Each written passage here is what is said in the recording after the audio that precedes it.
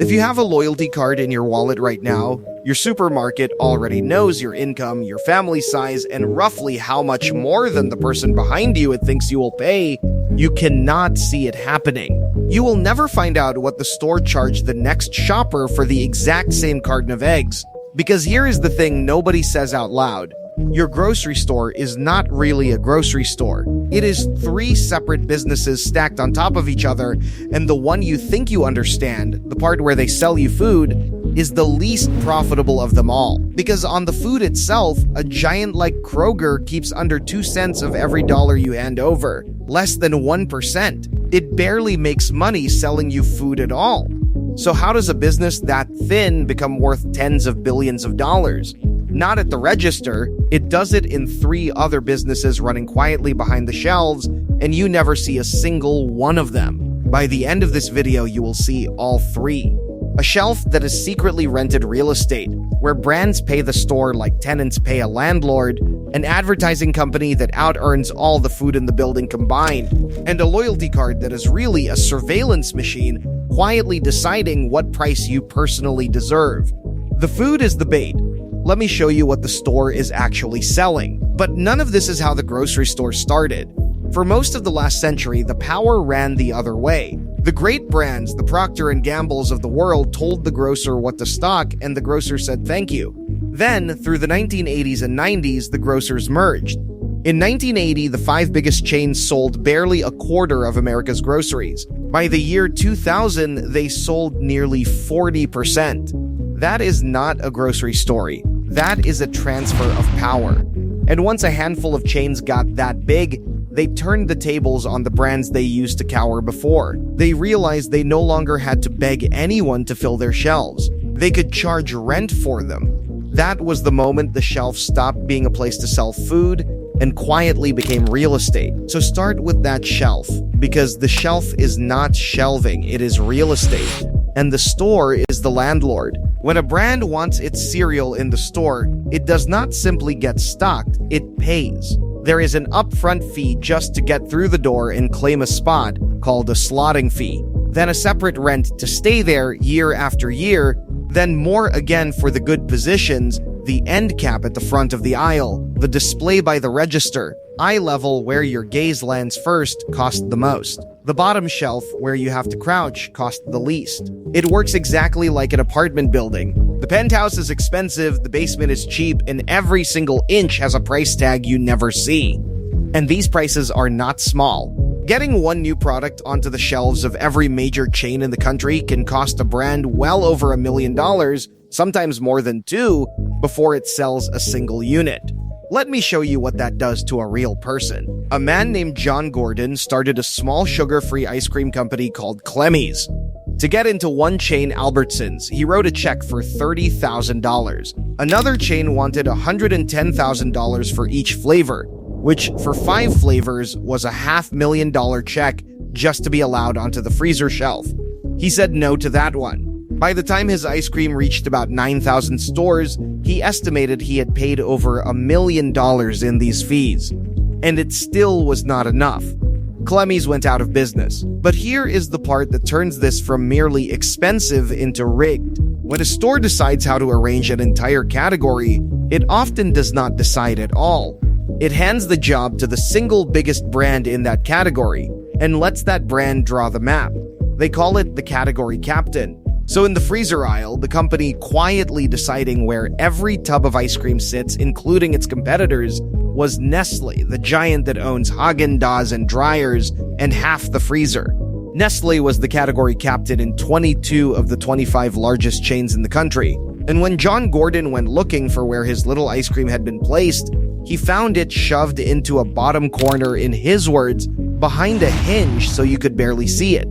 His biggest competitor had drawn the map and drawn him right out of it. And if you think a company would never abuse that kind of power, a jury once ordered a tobacco company that ran its category to pay over $1 billion after its people were caught tearing out and destroying a rival's displays and lying to stores about the sales numbers. And this whole system is so secret that when the Senate tried to investigate it, of more than 80 suppliers they asked to come testify, only 6 agreed, and 3 of those backed out in fear. The ones who did show up wore black hoods over their heads, with their voices electronically disguised, more frightened of their own stores than of Congress. One of them said it plainly. "It is a scary thought. I might not be in business tomorrow." That is not how people behave about selling groceries. That is how people behave about protecting a machine. But renting the shelf is the old money. The new money, the money that quietly changed everything, comes from something the store learned to sell that costs it almost nothing to make. Think about what a supermarket has that almost no one else does. It has you standing in the building, wallet open, at the exact second you are deciding what to buy. And it has a record of every single thing you have ever purchased. So the store built an advertising company. When a brand wants to reach you at that moment of decision, it now pays the supermarket to put its product at the top of the app, on the screen at the register, on the sign at the end of the aisle. And this ad business has a superpower that Google and television can only dream about. It can close the loop. When the store shows you an ad and then watches you buy that exact product a minute later because your loyalty card ties the two together, it can prove the ad worked. Almost no one else on earth can do that.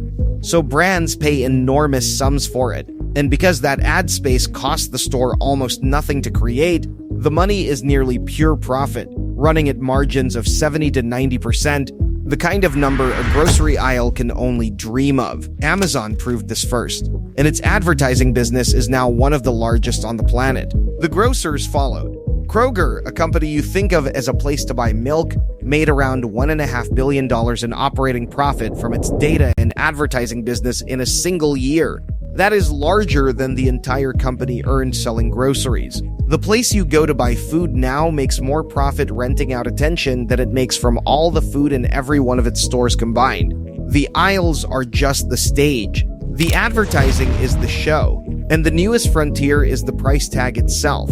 The old paper labels are being torn down and replaced with little digital screens, controlled from a server that can change the price of 1,000 products in seconds or flash you an ad while you stand there deciding. And all of it, the ads and the personalized prices, runs on the third machine, the one you carry in your pocket and hand over willingly at every checkout. The loyalty card. You think of it as a discount club. But stop and ask the obvious question. Why would a company that fights over pennies pay you to carry its card? It is not generosity. That card is how the store attaches your name to everything you buy. And this is not some new experiment. This machine has been running for 30 years, refined from a British supermarket club card in the 1990s into a data company that Kroger now owns outright, named of all things after the map coordinates of its own headquarters. Look at how deep it goes. At Kroger, more than 95% of everything sold is tied to a loyalty card. It holds an estimated 10 petabytes of data on around 63 million households. And last year, an electrical engineer used a state privacy law to demand the file the store kept on him. It came back 62 pages long. It guessed his income. It scored him 1 to 7 on hundreds of behaviors. How likely he was to take a cruise, to own a cat, to be swayed by a coupon. And it was wrong about almost all of it. It listed him as a woman. It put his six-figure income at $66,000. It said he had a high school education. He is a college-educated engineer.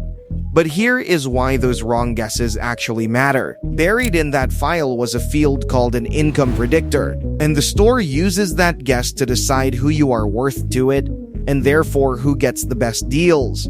If the machine decides you are poor, you can quietly receive fewer of the good offers. It is a credit score, except instead of measuring whether you can be trusted to pay, it measures how much you can be squeezed. And that profile does not stay inside the store. That one engineer's file had been shared with more than 50 other companies, including the tobacco giants. You handed all of it over to save $1 on eggs. Now, regulators have a name for where this is heading. They call it surveillance pricing, where the tag on the shelf stays the same for everyone, but the personal offer on your phone is quietly tuned to the exact amount the store believes you specifically are willing to pay. And I want to be fair here because this part gets exaggerated. Today, the shelf price is still one public price for everyone. Researchers who went looking found no secrets surging at the shelf, not yet. The personalization happens on your phone, in the coupons the app decides to show you, or does not. But the store is building the machine to move that discrimination onto the shelf itself. A few years ago, Kroger tested cameras on its shelves that guessed your age and gender to choose which ad to show you. It says it has dropped that idea. 2 United States senators have demanded to know how many times in a single day one of those digital tags is allowed to change its price. 24 states are now racing to ban a pricing method the stores swear they are not using. They are not writing those laws for fun. They are writing them because the capability is now sitting on the shelf, pointed at you. So what could actually break a machine this profitable? On paper, plenty. The grocery business is brutally competitive and the margins are razor thin. And the most dangerous threat is a chain that refuses to play any of these games at all. Aldi carries almost entirely its own brands, charges no slotting fees, makes you bag your own groceries, and undercuts everyone on price, and it is opening hundreds of new stores while the traditional chains shrink. And you can watch the fear right out in the open. A few years ago, Kroger tried to merge with Albertsons, a nearly $25 billion deal, essentially an attempt to get big enough to survive. A court blocked it, and shortly after, the chief executive was gone. But look at what a price war does not touch. The shelf is still rented. The ad business still prints money at software margins, and the data machine still knows every shopper by name. The store engineered it so that even when the groceries barely break even, the 3 businesses hiding behind them keep paying out. Now, in fairness, there is a real other side to this, and it happens to be the most useful thing in this entire video for you, because the food margin genuinely is almost nothing. All of that side money is part of what lets the store sell milk and eggs at nearly cost. And the single most consumer-friendly thing in the whole building is the store's own brand. Here is a secret they would rather you not connect. More than 70% of the time, the store brand is made in the very same factory, by the very same company as the name brand sitting right next to it. Costco's Kirkland batteries are made by Duracell. The identical Duracell branded batteries sold on the very same website costs about 40% more. You are not buying a better battery, you are buying the logo. Store brands across the country are, on average, roughly a third cheaper, and last year Americans bought a record amount of them. So here is your move, and it costs you nothing. Buy the store brand. Look at the top and bottom shelves, not the eye-level bait, because that is exactly where the unrented products are hiding. Read the little unit price tag, not the big sticker. And if you would rather not be the profile that gets sold to 50 companies, hand the cashier the store's own generic loyalty number instead of yours.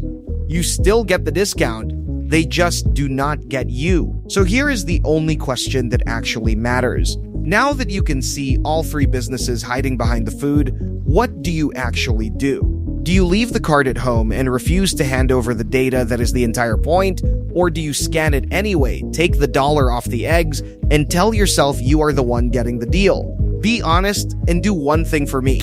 Pull out your wallet right now and count the loyalty cards in it.